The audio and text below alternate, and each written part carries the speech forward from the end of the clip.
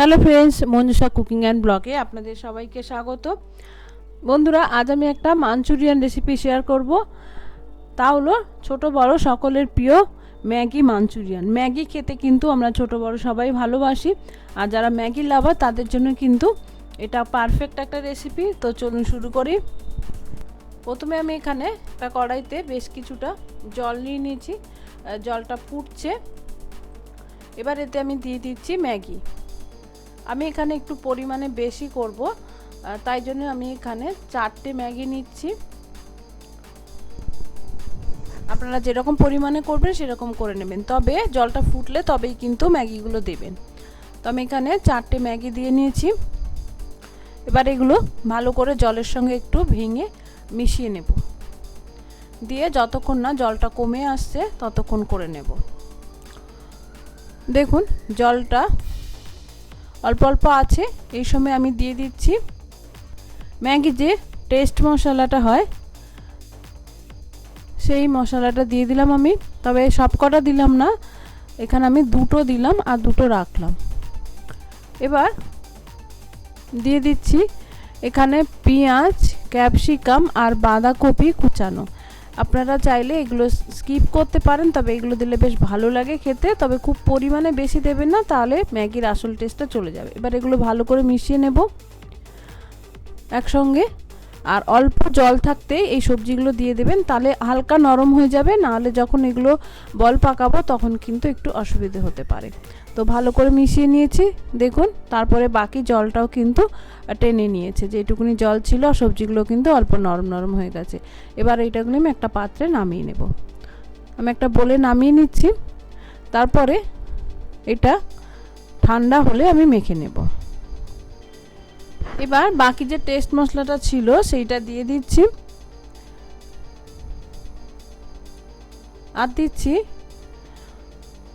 বড় 2 চামচ কর্নফ্লাওয়ার। আপনারা চাইলে একটু চালের গুঁড়ো দিতে পারেন বা ময়দা দিতে পারেন, কোনো প্রবলেম নেই। যেগুলো আমার একটু পরিমাণে বেশি, তাই জন্য আমি দিলাম বেশি করে একটু। এবার দিলাম একটু রেড চিলি সস। আপনারা চাইলে মাঞ্চুরিয়ান সসও কিন্তু দিতে পারেন। এবার এগুলো আমি ভালো করে একসঙ্গে একটু মাখিয়ে নেব, যাতে এটা একটু আঠালো হয়, একটু বল বল পাকানো যায়।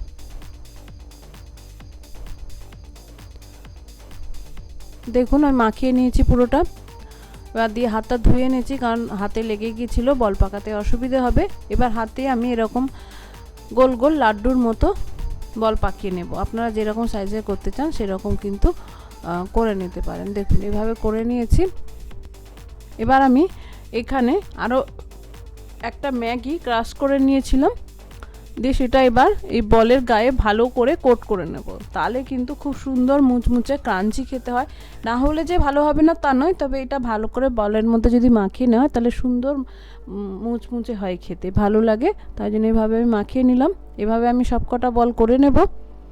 বলগুলো করতে করতে আমি এদিকে একটা কড়াইতে বসিয়ে দিয়েছিলাম রিফাইন অয়েল। আমার এই ছোটো কড়াইটাতে আমি ভাজছি, যাতে ডিপ ফ্রাই করতে সুবিধা হবে, অল্প তেলে ডিপ ফ্রাই করা যাবে।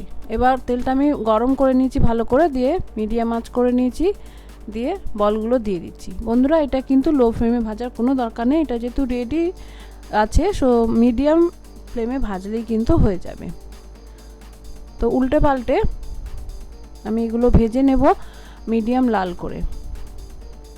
দেখুন সুন্দর লাল লাল হয়ে গেছে, গোল্ডেন ব্রাউন হয়ে গেছে। এবার এগুলো আমি তেল থেকে তুলে নেব। বন্ধুরা, আপনারা কিন্তু এগুলো পকোড়া হিসেবেও খেতে পারেন, দারুণ হয়েছে, দারুণ কিন্তু মুচমুচে হয়েছে, পকোড়া হিসেবেও খেতে পারেন। তো এগুলো আমি তুলে নিয়ে বাকিগুলো ভেজে নেব। এবার এইদিকে একটা আমি সস রেডি করে নেব বাকিগুলো ভাজতে ভাজতে, কারণ সসটা অনেক সময় তাড়াতাড়ি দিতে হয়, পুড়ে যাওয়ার ভয় থাকে। তো আমি এখানে নিলাম 2 চামচ ভিনিগার, 2 চামচ সয়া সস। বন্ধুরা, আমি আগেও বলেছি যে আমি একটু পরিমাণে যেহেতু বেশি করছি তো বেশি দিচ্ছি। আপনারা কিন্তু যেরকম করবেন বন্ধুরা পরিমাণটা কিন্তু বুঝে নেবেন, নাহলে কিন্তু বেশি টক হয়ে যেতে পারে সয়া সস বা ভিনিগার বেশি দিলে। এবার দিয়ে দিচ্ছি 3 চামচ টমেটো সস।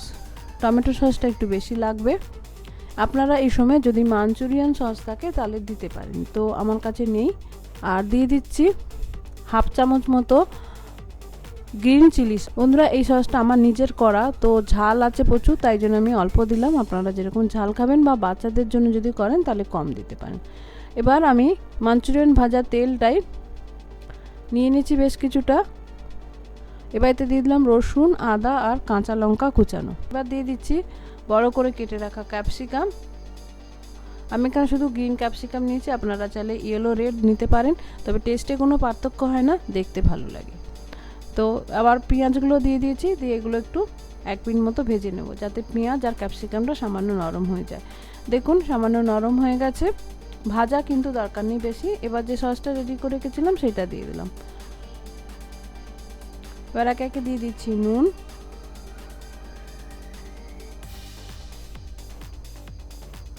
নুন দেওয়ার সময় কিন্তু খেয়াল রাখবেন বন্ধুরা সসে নুন থাকে। দিয়ে দিলাম চিনি, চিনি কিন্তু অবশ্যই দেবেন, নাহলে কিন্তু টেস্টে ব্যালেন্স আসবে না, টেস্ট হবে না খেতে। দিয়ে দিলাম গোলমরিচ গুঁড়ো।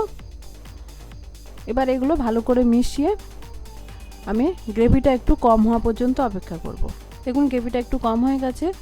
এবার আমি এতে দিয়ে দিচ্ছি ভেজে রাখা মাঞ্চুরিয়ানগুলো। এবার এগুলো আমি মিশিয়ে নেব ভালো করে। এবার আমি একটু দিয়ে দিচ্ছি অল্প হাফ কাপ মতো জলে একটু 1 চামচ কর্নফ্লাওয়ার গুলে। আপনারা এটা চাইলে আগে দিয়ে দিতে পারেন, যখন সস দেবেন তখন। তো আমি ভেবেছিলাম আগে দেব, তো তারপরে একটু পরেই দিলাম। তো গ্রেভিটা ভালো করে ফুটে উঠলে আমি নিভিয়ে দেব। দেখুন বন্ধুরা নিভিয়ে দিয়েছি। এবার দিয়ে দিচ্ছি ওপর থেকে একটু স্প্রিং অনিয়ন। দেখুন এটা কিন্তু এরকম মাখা মাখাই হয়, গ্রেভি কিন্তু আমি করিনি, ড্রাই মাঞ্চুরিয়ান এটা। তো এবার এটা আমি নামিয়ে সার্ভ করব। তো বন্ধুরা রেডি আমার ম্যাগি মাঞ্চুরিয়ান। বন্ধুরা এটা কিন্তু গরম গরম সঙ্গে সঙ্গে খেতে ভালো লাগবে, তাহলে এই যে ক্রাঞ্চিনেসটা সেটা থাকে। বেশিক্ষণ রেখে দিলে কিন্তু এই যে ম্যাগিটা যে ভাজা হয়েছিল সেটা নরম হয়ে যায়। তো আশা করি আপনাদের ভালো লাগলো। আর যারা ম্যাগি লাভার তাদের জন্য কিন্তু এটা একদম আইডিয়াল রেসিপি। আর বাচ্চারাও কিন্তু এগুলো খেতে খুব ভালোবাসে, আর খুবই টেস্টি হয় খেতে বন্ধুরা। যে কেউ কিন্তু এটা খেতে পারে। মাছ মাংসের মাঞ্চুরিয়ান তো আমরা অনেক খাই, তো চিকেন মাঞ্চুরিয়ান না করে এটা করলেও কিন্তু ভালো লাগবে। আশা করি আপনাদের ভালো লাগলো। নমস্কার, ধন্যবাদ।